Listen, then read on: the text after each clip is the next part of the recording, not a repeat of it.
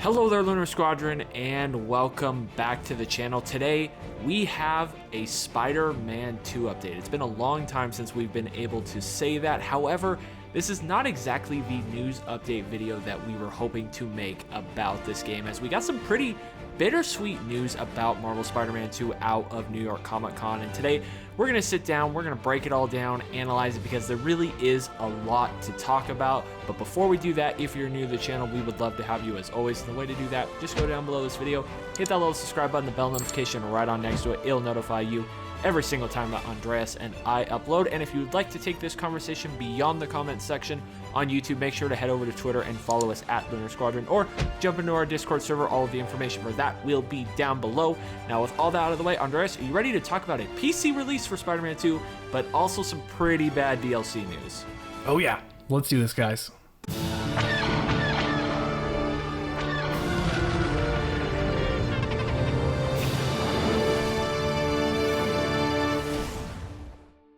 First off, let's start with the good news, and that is that Marvel Spider-Man 2 is officially coming to PC. This was announced on the Marvel stage at New York Comic Con, and this really isn't surprising that this game is coming to PC. I think that was expected at this point. That has been the approach with Marvel Spider-Man 1 eventually carrying over to PC, and now Marvel Spider-Man 2. I think it's no surprise to anyone. Nick, what is a surprise to me is how quickly this turnaround is, because they announced that it's coming to PC on January 30th, 2025. And to me, that seems like a pretty quick turnaround when you're talking about PlayStation release dates to PC release dates, because at least with Spider-Man 1, it took a substantially longer time. And of course, it's becoming more and more commonplace on both sides of the aisle to release on your console and then eventually switch over to the other console and breach that console exclusivity wall. But this is a pretty quick turnaround when it comes to Sony. Yeah, it really is. It definitely is starting to seem like with every single release, that window between PS5 and then PC release gets smaller and smaller. But this is really exciting for PC people. We know a lot of people in our community, a lot of people in our Discord server who are PC players who are really excited about this news. They've really been wanting to play Marvel Spider-Man 2. And you're right, this is a lot sooner than I thought that they would be able to do it. I was thinking like late 25, maybe early 26 at the earliest. But here we are, January of 25. They're going to be able to get their hands on this game. And that is really cool. I am really happy for those people, because I just think gaming as a whole is better when more people experience these games and they can talk about it and they can bond over it. To be honest with you, the whole just concept of console wars in the year 2024 is the stupidest thing ever, and it's something that we all should have left behind in middle school, but here we are still having that argument. I am really excited. For example, Indiana Jones will be making its way to PS5. I think that's really cool for PlayStation people, even though we will be playing it on Xbox and we are PlayStation people. It's cool that we're able to start crossing and blurring those lines. So really exciting for the PC people, and they will be getting the traditional standard edition of this game, but there will also be the digital deluxe edition that will have all of the DLC that they've released along the way, and the suits and all of that stuff. So just a lot of really cool stuff coming very soon for PC people. However, Andreas, it's not all good news today. We got some pretty bad news about DLC in particular when it comes to Spider-Man 2, and to be honest with you, this is not exactly the news update that we thought we were ever going to make when it comes to DLC. We thought it was not confirmed, but you could assume we would be getting story DLC for Spider-Man 2. However, that is not the case. I want to point to this paragraph that comes out of the PlayStation blog about all of this news that we learned at New York Comic Con about Marvel Spider-Man 2. And it says, Marvel Spider-Man 2 is a continuation of our Peter Parker and Miles Morales story, featuring iconic foes such as Venom and Kraven, as well as many returning favorites. We introduced all new abilities and traversal options such as Symbiote Surge and Web Wings, and we've also expanded Marvel's New York with new boroughs and side missions to explore. While we have no additional story content planned for Marvel Spider-Man 2, we're delighted to bring all of our previously released post-launch content to the PC version, including New Game Plus, new suits and color variants, photo mode features, and more. Andreas, no additional story content is planned for Spider-Man 2. I gotta say, it's disappointing. I don't know if it's exactly surprising now, this far removed from launch. No news about it, especially how soon DLC released after the release of Spider-Man 1. But man, in some of those side quests, they teased Carnage, they teased Chameleon, like they teased a lot of potential DLC. We really thought it was going to happen, so now it's just hope and pray that it's going to be in Spider-Man 3. That, or there has been the rumored Venom game that has been tossed around but is by no means confirmed at this point. And for me, what this comes down to is really one question, and that is, has Insomniac put themselves in a position where they now have to have a more abridged experience like Miles Morales in between Spider-Man 2 and Spider-Man 3?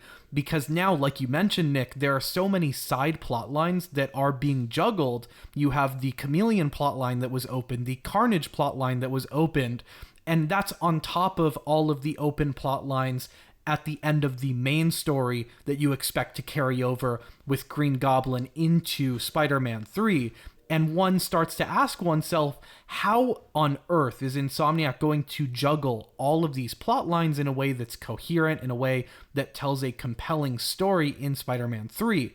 Have they kind of left themselves with too much to chew on? And have they put themselves in a position where if I'm somebody walking into Spider-Man 3 and I haven't gone down the rabbit hole of playing all those side missions in Spider-Man 2, am I going to be lost when I am picking up those storylines in Spider-Man 3? Is it expecting too much of the player to go back and play a substantial amount of the side content in Spider-Man 2?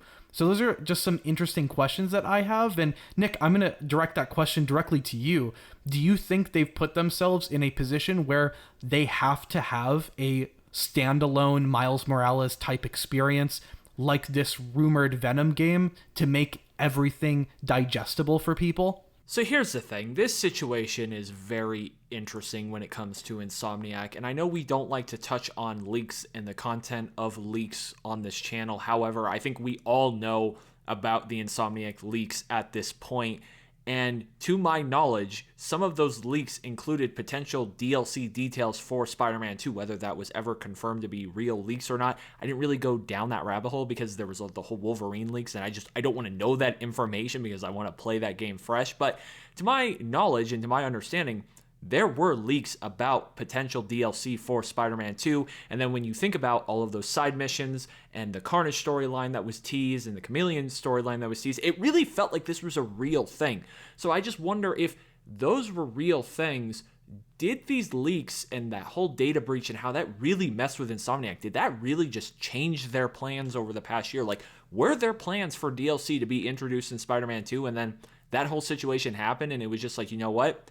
It's just, that's not going to work for us now. We have to go back to the drawing table. We have to redo some things. We have to completely rebuild our infrastructure in some areas. So I just wonder if that whole breach had anything to do with this, or if there really was no story DLC plan the whole time. But to turn it back to your question, because Andreas, it brings up a lot of interesting questions about the future of this franchise, especially since it is expected that Spider-Man 3 will probably be the last mainstay game in this franchise.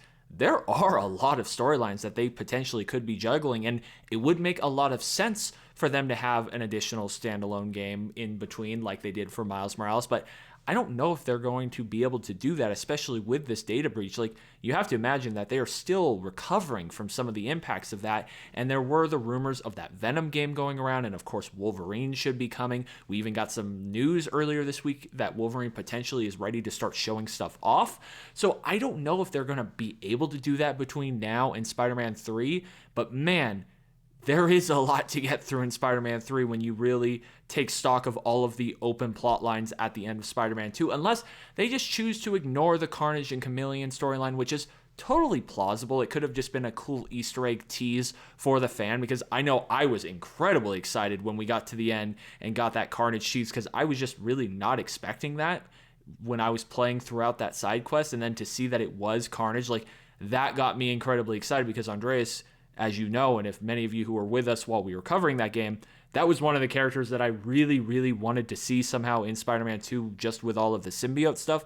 And of course, if not in the main game, that was like what I wanted the DLC for this game to be about, was a symbiote and Carnage DLC, but of course that is not happening. So I would be pretty disappointed if we didn't see some sort of closure when it comes to the Carnage storyline, just because I love that character so much, but they got a lot to juggle, and at the end of the day, the most important thing is to keep progressing the main storyline that they have established in Spider-Man 2, because there's a lot of really cool and fun stuff that they're going to be able to do in Spider-Man 3. So I don't know if they have the time or the ability to do that right now. Yeah, I definitely think it is appropriate to consider the fact that Insomniac was struck by one of the worst data breaches that we have seen in the industry. So it does make total sense that that would have or could have shifted strategy somewhat.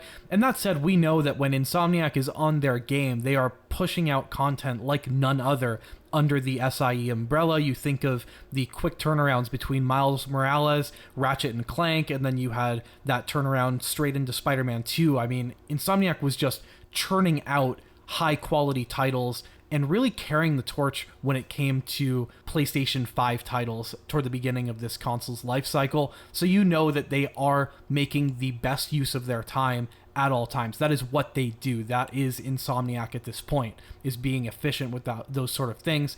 And that said, I do think that they have choices to make here. They could always go and make a more abridged experience with a Venom type or symbiote focused game that has more Venom, because people loved the Venom involvement in Spider-Man 2. I mean, how much did you love playing as Venom in that game?